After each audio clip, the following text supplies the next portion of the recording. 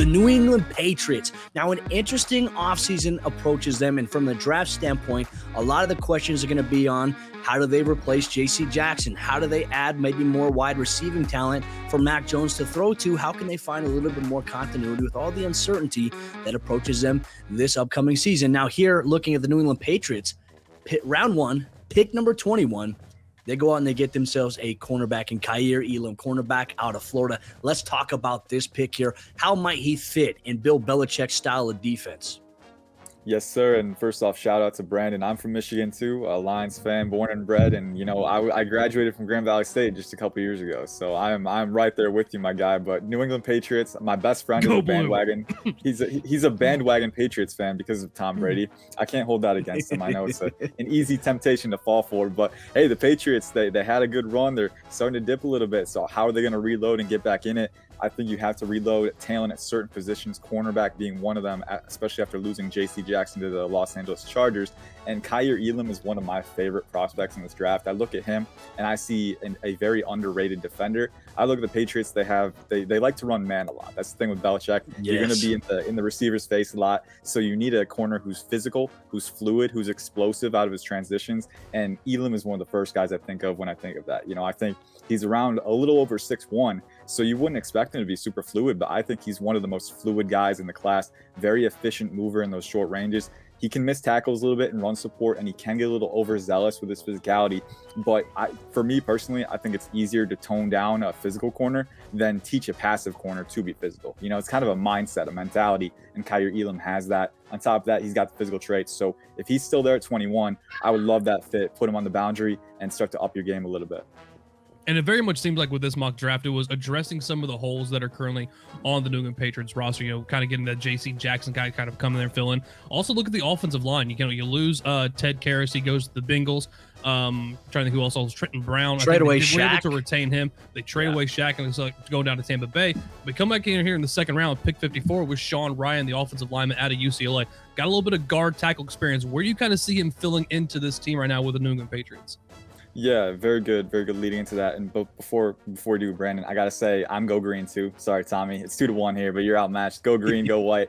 But going back to Sean Ryan, I think is a very fun player in this class, and the guy who's been flying under the radar for a good portion of this process. But I think especially for the Patriots, his fit is very intriguing because you look at the Patriots, obviously trading away Shaq Mason to the Buccaneers, so they have an opening at right guard. Now Sean Ryan, he played left tackle for UCLA. But with his shorter arms, you got to think maybe he projects better on the interior. And I know what else projects better on the interior? His mauler mentality. This dude is physical. He goes at it 100% on every rep. But he also, has the physical traits too. He's very athletic. He's got incredible core strength. Once he latches on, he can absorb your power and really nullify rushes straight off the get-go. So I love the dude's attitude, the core strength, the physicality, and the power in his punches. He's so physical, really, really strong upper body torque. And I think the style, especially if he can't stick on the outside, which if you're the Patriots, Isaiah Wynn heading to the last year of his contract, the long-term uncertainty with him, maybe Sean Ryan sticks at left tackle if you're not certain about that. But at the same time,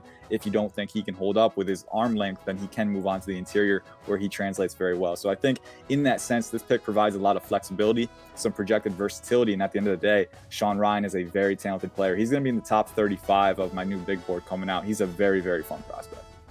Round 3, pick number 85. You have them addressing linebacker Leo Chenal out of Wisconsin. Now, no more Kyle Van Noy in New England. I wonder what happened there. It didn't work out in Miami with Brian Flores. He comes back for a year with New England, and all of a sudden they're like, hey, we're releasing you. Like, you're not a good fit for us. Deontay Hightower is also another option there. They need some help and some depth here at linebacker. How do you think that Chenal might fit within Bill Belichick's style of defense, and could he maybe pick up the slack that is left by a void of having veteran linebackers there? Yeah, I think Chenal is one of those guys who's kind of been rising throughout the process. Obviously tested very well at his pro day. You look at his tape and you're uncertain if he can be a 3-down linebacker because he is a little stiff in coverage sometimes, struggles to have that lateral athleticism to match guys.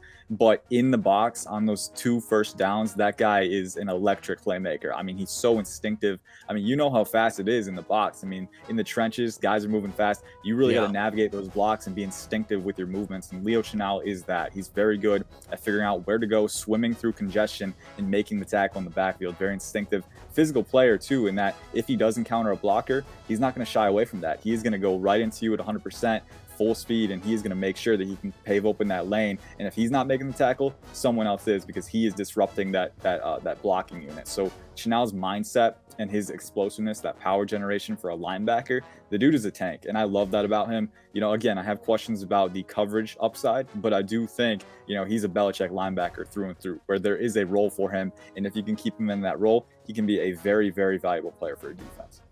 I gotta say, this draft very much feels like a New England Patriot draft, and that kind of continues on with the rest of the picks right here. And at round 4, you get ultimately like the most New England Patriots style player, the slot cornerback Kaiir Phillips, a wide receiver out of UCLA. If you haven't watched him, go watch him. He is absolutely a monster out there in the slot with his footwork. Then in round 5, Marquise Bell, the safety out of Florida A&M. Round 6, Chris Paul, not the point guard right now, but the offensive lineman out of Tulsa. And their final pick in the 6th round with Thomas Booker, defensive tackle out of Stanford.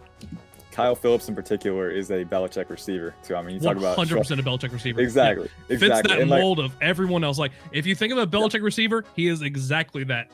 Perfectly. Yes, sir.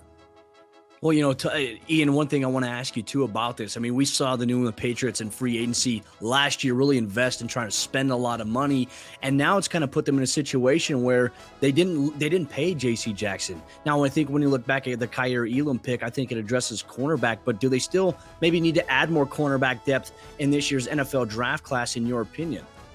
Yeah, I think it would be a very wise decision and advisable one, especially with this class. I feel we've talked about it a lot. The strength of this class is the depth. Obviously, the top end talent is superb as well. You know, I look at guys like Andrew Booth, Derek Stingley, and Elam, and Ahmad Gardner. I love all those guys.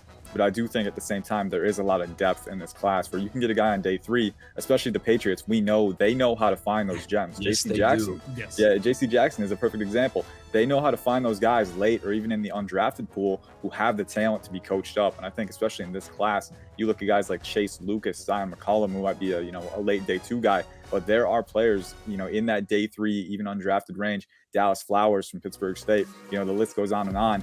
They have the traits to coach up, and the Patriots are the perfect team to do that. So I think if you're the Patriots, absolutely try and double up if you can, because corner is a position you can never have too many of them.